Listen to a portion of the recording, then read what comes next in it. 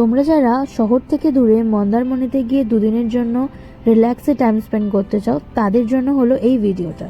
Hi everyone, welcome to আহারে বং। তোমরা তো রিসর্টটা দেখেই নিলে, এবার তোমাদের আমি রুম ট্যুর দিয়ে দিচ্ছি। এটা ছিল ডিলাক্স রুম, এর কস্টিং ছিল 2000 রুপিস। হ্যাঁ, 2000 রুপিস হিসেবে রুমটা সত্যি খুব ভালো ছিল। এছাড়াও রয়েছে রয়্যাল কটেজ, সেটার আলাদা প্রাইসিং ছিল, কিন্তু এটা ছিল ডিলাক্স রুম।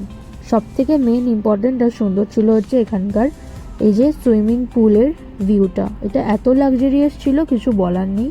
আর হ্যাঁ, রিসর্টের নামটা বলতে ভুলেই গেছি, এটা হলো গ্যালাক্সি বিচ রিসর্ট। এখানে এরকম ট্রি হাউসও ছিল, এখানে গিয়েও তোমরা বসে সন্ধ্যেটা কাটাতে পারো সি ভিউয়ের সাথে। আর পুলটা নিয়ে তো কিছু বলারই নেই, লাইভ মিউজিকের সাথে এই পুলটা এত ভালো লাগছিল, খুব সুন্দর।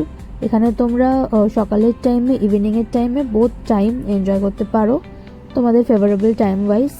আর একটা যেটা মেন অ্যাট্রাকশন ছিল সেটা হচ্ছে এই প্রাইভেট বিচ। হ্যাঁ, এই বিচটাতে মানে সারা দিন থাকা যায়। আমরা প্রচুর video, photo, each and everything করে ফেলেছি, কারণ বিচটা ছিলই এত সুন্দর। আর একদমই ঘিঞ্জি ছিল না, প্রচণ্ড পরিমাণে কোজি ছিল।